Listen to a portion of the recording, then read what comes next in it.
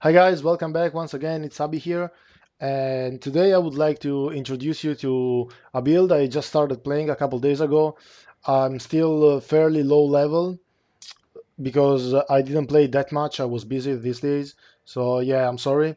And I also would like to tell the reason why I started playing this build instead of continuing with the Blade Flurry minion character. The reason is just that the Guardian character, I feel like it requires a lot stronger items compared to what I have. So I just like set it on the side for the moment, and I'm gonna wait for it while I find for stronger gear because it didn't feel as smooth as I wanted in high tier maps like tier 13 plus. So I will just wait a couple more weeks or days depending on how much it takes me to get better gear, and I will start playing it again.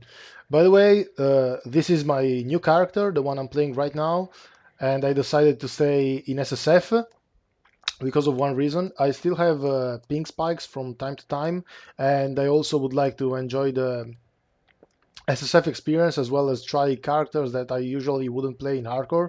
Maybe go with more damage-oriented characters rather than really well-rounded between DPS and tankiness. So this is my first try of doing a character that has more damage rather than DPS, but I'm still trying to figure out the right way to build it. Since I'm fairly low level, I still don't know what I want to do exactly with it. But right now, this is the Glacial Hammer Inquisitor I'm playing. Now, this Glacial Hammer Inquisitor is really good for map clearing, as you can see, because Glacial Hammer is a super good skill by itself. It has something like 200% effectiveness of added damage, which makes both percent scaling and flat scaling super good. And it also is an amazing skill because of the inbuilt herald of ice shatter mechanic and the cooling strike mechanic, which they both work together really well for map clearing. The way the skill works is that if you hit an enemy that has 35% or less life while they are frozen, they will shatter, creating an explosion like herald of ice does, and will just deal damage to nearby enemies, and they will shatter as well if they both are low life and frozen, which they are always frozen since we are Inquisitor, and we always apply the cooling strike and the shattering mechanic this way.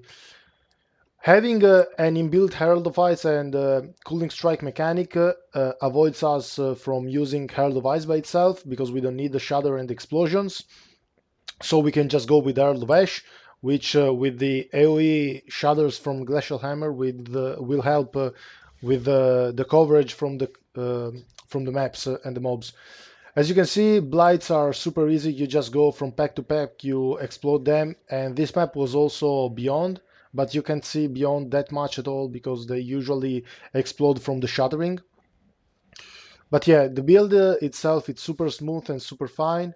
The only problem it has right now, it's on a 5 link and it doesn't do that much single target damage, but I think that's pretty normal because in my opinion, Glacial Hammer is more oriented towards general mapping rather than bossing. But for that matter, we have a supporting Ancestral Warchief, which isn't a huge DPS boost because actually it has lower DPS than Glacial Hammer itself. But when you need help against a boss, you just drop it down. You It will help you with a little bit of damage. It will also stun the boss because it's linked to Ruthless. And the stunning part with both the freezing part from Glacial Hammer will make most of the bosses useless in the game, as you just saw in this Spider Forest map. But yeah, that's pretty much it about the playstyle of the build. And let's just get into the gear and the skill tree right now. So here we are, guys. This is the character, how it looks itself. These are also the MTXs I'm using, but it doesn't matter that much. Let's get right into the skill tree. Skill tree is fairly generic, nothing too special. I would like to make some changes because I'm still working on the character by now. Right now it's level 80. I haven't done much more than mapping. I ran some poor joys just to level faster. But yeah, this is pretty much the tree.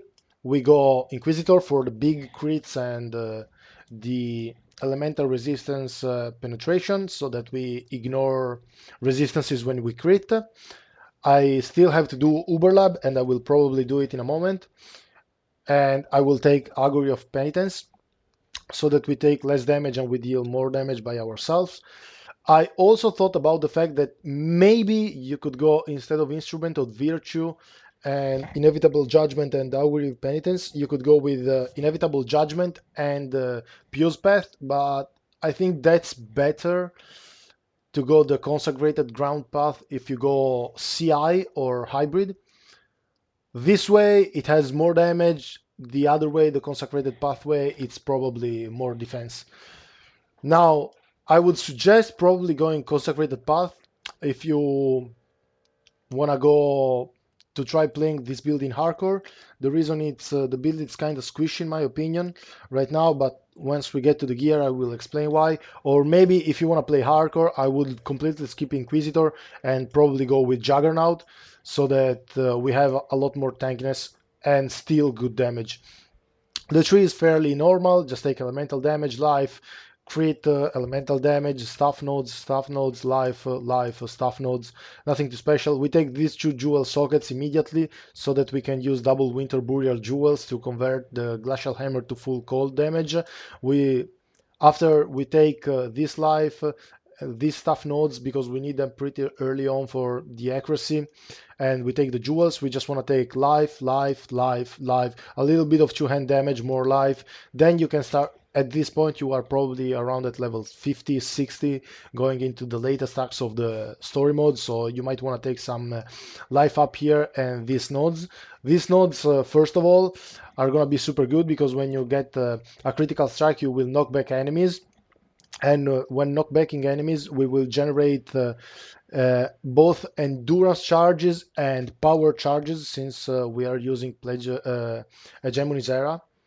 So this will be super good. But after all, when you're done with the axe, you are going to be at around level 65, 70, depending on how much you rush the levels and the leveling process.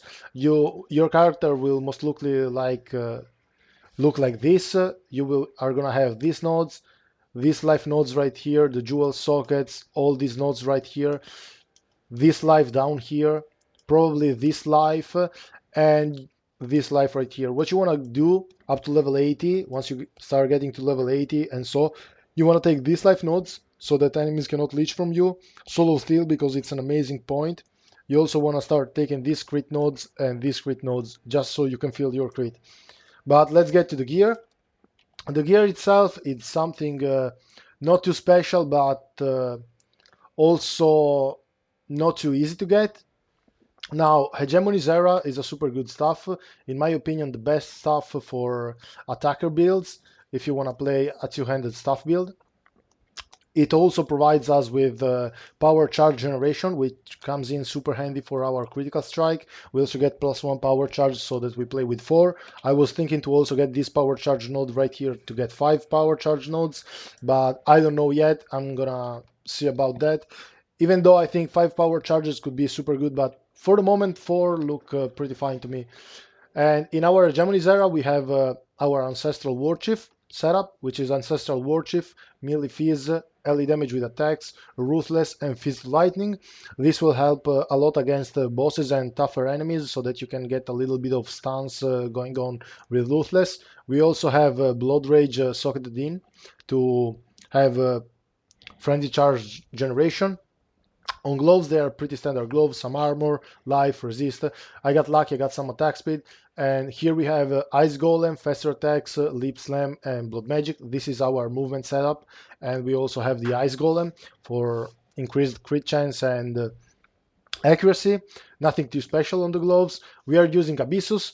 This is the reason why I'm thinking that the Consecrated path way is probably better for this character, and Juggernaut will definitely be better for hardcore, because actually Abyssus makes us take a shit ton of damage. It's insane how much more damage I take from physical damage. Sometimes I take hits to that make me go down to 1k, so I take 4.5k hits, which is insane. Usually I wouldn't get those type of hits with a normal helmet. I I'm thinking that since I am an Inquisitor, I might change Abyssus into a normal helmet crafted, but we will see about that, what's gonna happen. The Hatred Aura Reservation is completely useless, and the reason why it's useless is that we have an Enlighten, and on the helmet we have our Aura setup and mana reservation with Hatred, Herald of Ice, and Precision. We use Precision so that we have more accuracy and more crit. The reason why I use Enlighten is that if I don't use Enlighten, I wouldn't have the chance to reserve my mana. I would be on negative. Now the reason why I still can is because I have the enchant on the Abyssus, but it's completely useless. Without the enchant and on the Enlighten, you will be more than fine to reserve all the mana for the 3 reservations and still have mana to attack. Now I have this amulet. Mine is a talisman, but there's a good and a bad thing with this talisman. It's good because it gives quantity and the stats are good by itself, but I realized and I discovered that if an amulet or a talisman is corrupted, you cannot anoint it. So I have this node right here, anointed, which is good because I need accuracy anyways, but preferably I would like to remove that, since right now, as you can see, I don't have accuracy problems, I have 100%. And instead of this one, I would love to take Vitality Void so that I could have Life Leech, because right now the build lacks Life Leech. The only Life Leech I get is from the Osiris Promise, as I said. So yeah, it will be hard for me to change the amulet, but I'm looking forward to change it. Another thing I'm looking forward to change is one of these rings, preferably this one. I would like to change this one with something that gives me wed as well. I kinda cannot change this one right now because I need the mana cost of skills, but I could craft wed once I will not need it.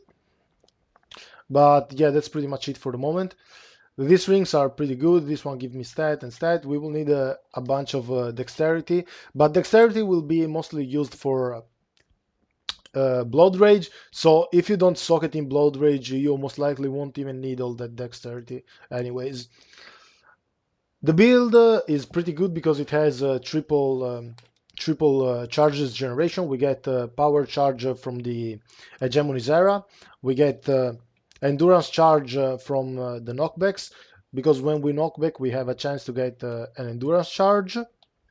And we also get frenzy charges from Blood Rage. Now the problem with frenzy charges and Blood Rage is that having only Osiris Promise as leech, it gets kind of weird because we are always at like 70-80% life since we keep degening.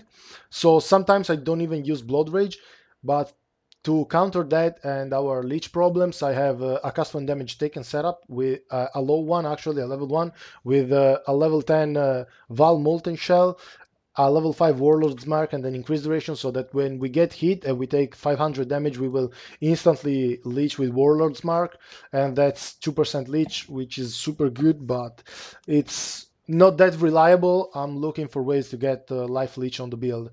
Belt is something super straightforward, just life, resist, damage if you can get it. That's a belt I crafted myself. I hit life and cold, then I regaled strength, so I crafted LD damage with attacks. And flasks, what I'm using, it's just like a Divine Life Flask of Bleeding, at Series Promise for damage. This is a use damage boost. Lion's Roar, huge damage boost as well. And instead of using a Diamond Flask for the crits and a Quicksilver for the movement speed, I'm using an Onslaught Flask and a Basalt Flask. I think I really need them more to cover for the Abyssus damage boost that I receive, and for the damage taken, so that I can mitigate it.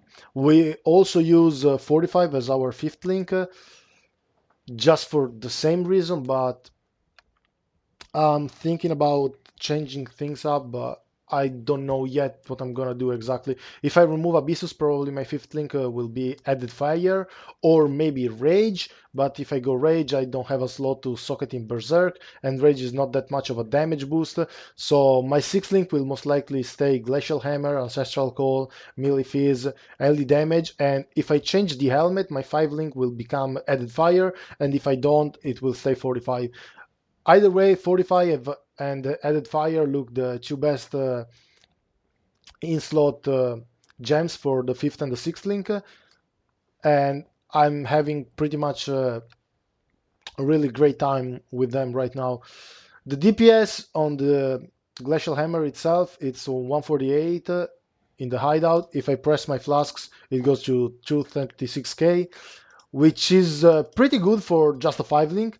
And as a 5 link, I was trying to craft a chest with fossils so that I could have level 1 maim, mana cost of skills, and high life. I didn't get the maim, but this chest right here is doing super fine for the moment. I really need the mana cost of skills to make a Glacial Hammer cost 0 mana because we don't have mana leech and we have super low mana pool. As you can see, the rest of the things, except for the War Chief and the Glacial Hammer, are all linked to Blood Magic for the same purpose. So we basically jump around, hit, jump around, hit, and that's most of the times enough to kill stuff around and get going with the character. But yeah, I will update you guys later on once I get more stuff done. I hopefully intend to get a 6th link, but this character is looking super fun. I would recommend it if you want something that it's melee and it's super fast for clearing maps. I don't know about bossing yet because I haven't done any hard bosses, and I don't know about delving. I will take him delving soon as well, and I'll see you guys in the next video and have a great time.